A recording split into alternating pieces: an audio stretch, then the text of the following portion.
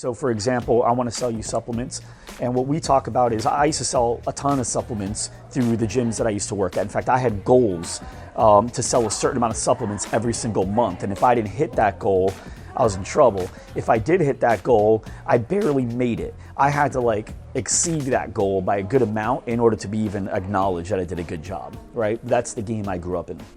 Today it's very different. You hit 100%. And school taught us that that's worth hanging up on the fridge. In reality, 100% is zero in the business world.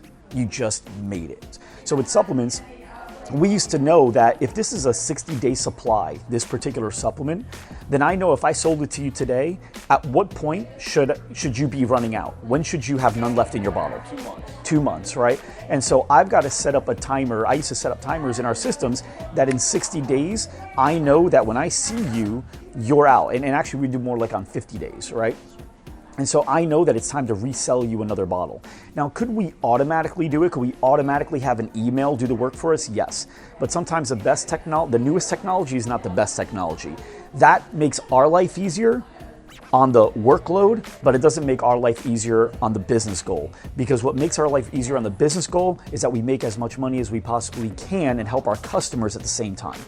That's what makes our life easier. And I'll tell you right now, the automated email is not going to sell you as well as I will in our session. Right or wrong? Okay, so now when I'm talking with you, we're 50 days in. I know you got a 60-day supply. I just got the alert. Now I'm working out with you today. We're at the end of our workout. We're bringing you back to check you out or whatever it is that you guys do at the close, right? And now I say to you, 2 questions. Hey, it looks like your 60-day supply is all set up. Are you all out of those, or do you want me to just get those for you today? You've got to find a way to make the person want to take the supplements, but you've got to build value around the supplements, and you have to hold them accountable. People actually enjoy being challenged. That's why everyone's naturally competitive in a board game. Everyone. Even the people that aren't competitive in a board game, they actually are. They just hate losing publicly, and therefore they won't look. But in reality, you guys have all played board games, right? You guys have all played board. Come on, you all care if you win.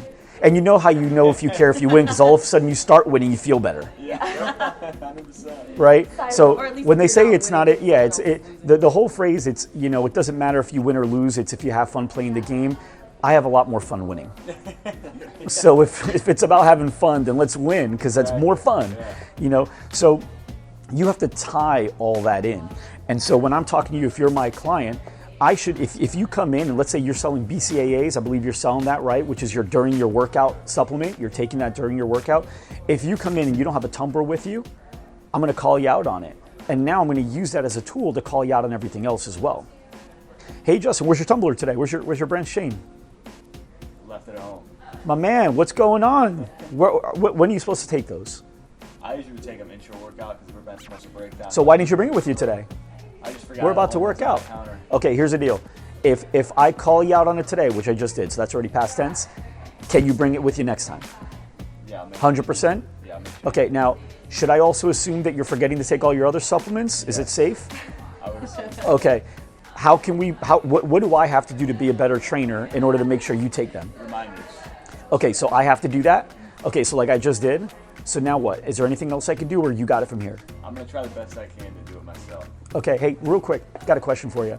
If you were at the end of a game, you're a coach, okay? I'm just putting you through this for a reason. You're my client. I want to make sure you understand what winning is here, right? Yeah.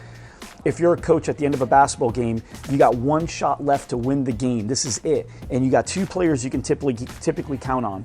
And one tells you, Coach, I'm going to try my best to make that shot. And the other one says, give me the ball. I'm going to make the shot. Which one do you want to give the ball to? Give me the ball. Give me the ball. So which one do you want to tell me? I'm going to try my best to take the supplement, or I'm going to take the I'm supplements? going to take the supplement. All right, there we go, my man. Let's keep doing that, okay?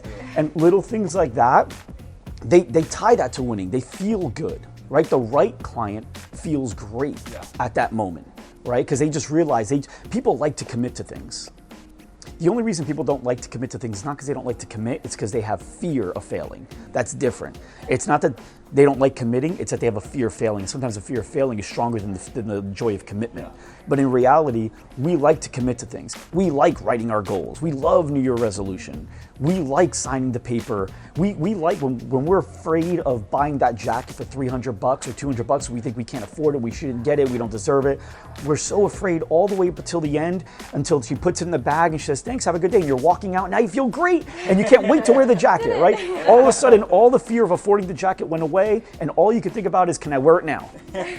Right or wrong? It's true. Okay, so you've got to know that sometimes when they're like this, it's not necessarily that they're afraid of committing, it's that they're afraid of failing on their commitment. And so when you could take that away or give them a little more confidence, that fear goes away and the strength in the commitment is higher. So what I did with you there, you were like, I'll try my best. Okay, now I flipped and I gave you an option. Yeah. You can either be the one that tries, you can be the one that does. And I gave you that choice and you picked this one, and everyone will. Everyone will. That's where I've done that, right?